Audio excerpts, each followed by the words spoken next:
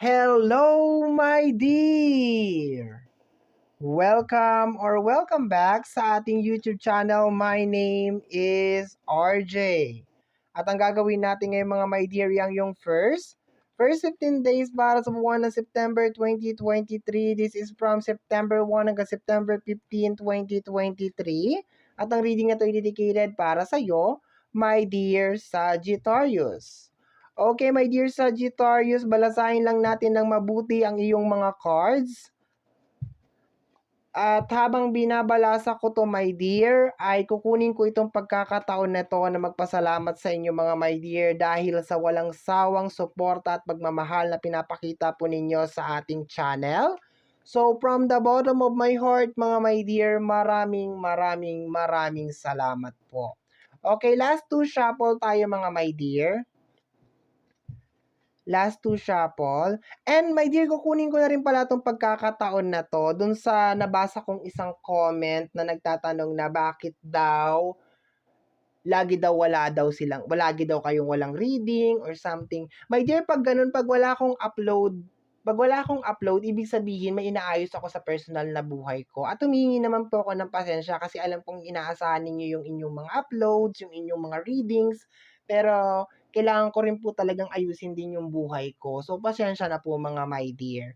Okay, last one. Ayan. Sabi ko last two. Dumagdag pa ng isa. Cut na natin into 3 and let's go na tayo sa yung reading, my dear. Salamat po sa lahat ng nakakaintindi at nakakaunawa. Salamat po. Okay. First card mo, my dear Sagittarius, is the Six of Swords. Mahirap na desisyon. Okay. Ito yung moving forward na mahirap. Ito yung pagbitaw na hindi madali. Ito yung pagbitaw na posibleng hindi mo kaagad magagawa. Ito yung nakukuha ko dito. Moving forward na mahirap. Okay? Meron kang kinakailangan gawin, kinakailangan mong magpatuloy, or kinakailangan mong itigil, kinakailangan mong layuan, pero hindi siya madali. Nahihirapan ka. Okay? Para makuha natin yung buong message, hanapin na natin yung mga kasama niyan.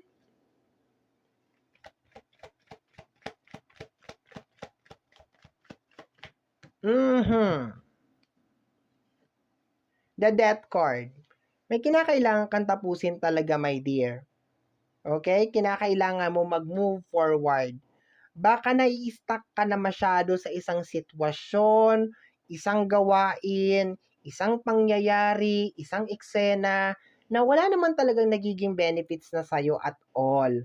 Death card to, my dear. So, ibig sabihin, may kinakailangan na talaga magtapos. Parang sinasabi ng first 15 days of September, my dear Sagittarius, kailangan mo nang gumawa ng desisyon. Kinakailangan na nating umalis. Kinakailangan na nating mag-move forward. Masyado na tayo matagal nakatambay dito. Parang ganun ang sinasabi dito. Okay? Additional cards. The Four of Wands. Posible may kinalaman sa pamilya kasi Four of Wands is energy ng tahanan. Or sinasabi ng card na to, my dear, kailangan nang i-grab yung mga opportunity. Kailangan nang trabahuin yung mga dapat trabahuin. Huwag nang takasan, huwag nang taguan, huwag nang iwasan. Okay? Kasi ang Four of Wands ay may kinalaman yan sa pagiging stable. But so far, sinasabi ng card mo dito, my dear, na may kinakailangan kang tapusin. Ano tapusin? Yung pagiging stable, 'di ba? So, ibig sabihin, my dear, may kinakailangan kang baguhin para ma-reach mo tong pagiging stable or pagiging maayos ng buhay mo. Posible, my dear, na meron kang mga bagay na kailangan gawin pero pinagpapaliban mo. So, hindi na siya pwede, my dear, sa first 15 days of September. Kinakailangan mo na talaga siyang gawin. Yung pabukas-bukas, yung mamaya, hindi na siya pwede, my dear, sa first 15 days of September. Kailangan matapos mo na daw siya.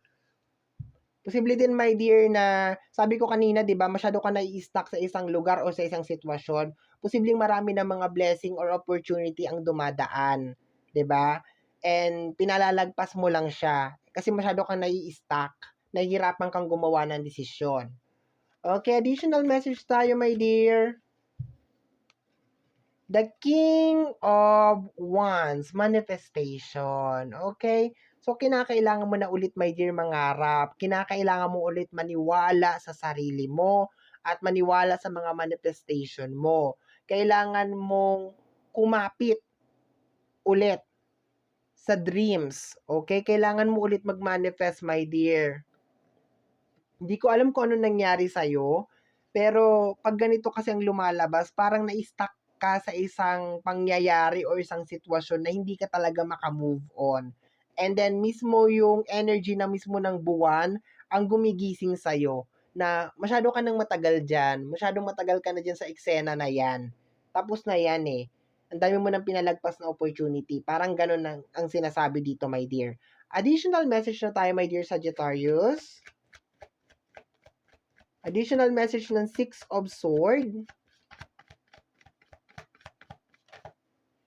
Okay. The Five of Wands. Misunderstanding, hindi pagkakaunawaan, away, kontra dito, kontra doon. Ayan, my dear. Posibleng hindi ka makamove on sa isang eksena na medyo hindi ka aya-aya. Parang hindi mo siguro matanggap, bakit niya ako kinokontra, bakit niya ako inaaway, bakit ganito, bakit ganyan, bakit niya ako ginaganon. Parang hindi mo siguro matanggap. Ganun talaga, my dear. 'Di ba? Hindi naman lahat ng tao mapiplease natin. We cannot please everybody. Kung ayaw na sa'yo ng tao, di matuto ka na mag-let go. Kung lagi ka lang inaaway, lagi kang kinokontra, hindi kayo magkasundo, so posible, my dear, na kailangan mo nang mag-end. Kinakailangan mo nang gumawa ng death card. Kasi, hindi maganda tong Five of Wands. Hindi naman sila nagsasayawan dyan, my dear. Nag-aaway yung dalawang ibon na yan. Hindi pagkakaunawaan, hindi pagkakasundo. And ang Six of Swords is mahirap na desisyon na pag-move on. So, posibleng hindi mo talaga matanggap, hindi mo talaga ma-digest. Pero masyado niya nang kinakain, my dear, yung ano mo eh. Yung oras mo, yung opportunity mo, yung mga blessing mo. Okay, additional message tayo, my dear. The Death card. Anong kasama ng ating The Death card? Okay. The Queen of Pentacles. Ang trabaho ng Queen of Pentacles ay gumawa ng remedyo, lalo na sa usapin ng pinansyal. So, I guess, my dear, sa first 15 days of September, kinakailangan mong kontrolin ang sarili mo na laging gumawa ng remedyo para sa mga tao sa paligid mo. Alam mo yung typical na ikaw na yung nagmamalasakit, ikaw pa minsan yung lumalabas na masama. Alam mo yung typical na lahat ginagawa mo para sa kanila, pero pag nakagawa ka ng pagkakamali or bagay na hindi nila gusto, ang pangit ka agad ng tingin nila sa'yo. Kumbaga, ang dami mong nagawa, pero sa isang pagkakamali mo lang o sa isang bagay na hindi nila gusto, lahat ng magandang nagawa mo, my dear, matatakpan. Yun yung nakukuha kong energy dito. So, sa first 15 days of September, kinakailangan mong makita to, my dear. Kung kinakailangan mo siyang maramdaman, yung sakit, yung kirot, yung puot, yung puot talaga, 'di ba? Para makapagdesisyon ka na tama na. Tama nang magpakabayani ka. Tama na nailigtas mo sila. Kasi hindi naman nila na-appreciate, hindi naman nila nakikita. Bakit ko nasabi? Meron kang 5 of Wands, my dear. Posibleng palihim na may galit sa'yo, palihim na kinokontra ka, or palihim na inaaway ka kasi baka sinasabi mo, ay hindi naman, hindi naman. Bakit? Minsan ba lahat ba ng galit pinapakita? 'Di ba? Minsan yung iba diyan chinichismis ka, pero pag nagkasalubong kayo nakangiti, pero pag nakatalikod ka chinichismis ka, 'di ba? So hindi mo masabi. Okay? So yun, my dear, tama na yung paggawa ng remedyo para sa mga tao na hindi naman nila deserve. Okay? Additional message sa Four of Wands. Posible nga nasa loob ng pamilya ito. The Queen of Wands. Nandito na, my dear. Nagsama na yung dalawang very powerful na wands, the Queen and the King of Wands. Okay?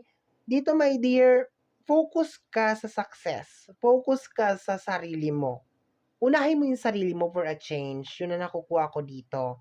Kinakailangan, my dear, magbalik yung confidence mo sa sarili mo na kaya mo yung mga bagay-bagay. Kailangan bawiin mo na, my dear, yung mga kinuha sa'yo ng mga tao na parang nawalan ka ng kumpiyansa sa sarili, nawalan ka ng tiwala sa sarili, yung naawa ka minsan sa sarili mo, yung mga ganun na energy, hindi dapat yung nagmamanifest sa buhay mo, my dear.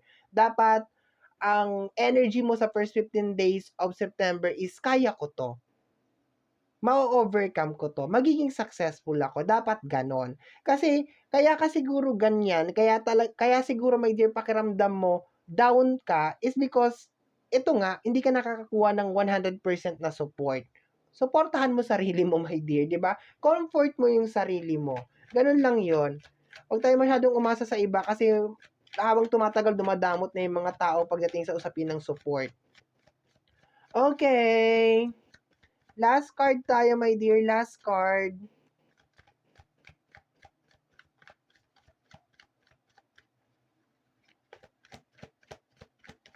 Kaya mo yan, my dear. Kayang-kaya mo yan. You need to move forward na. Masyado ka nang nai-stuck dyan sa lugar mo, my dear.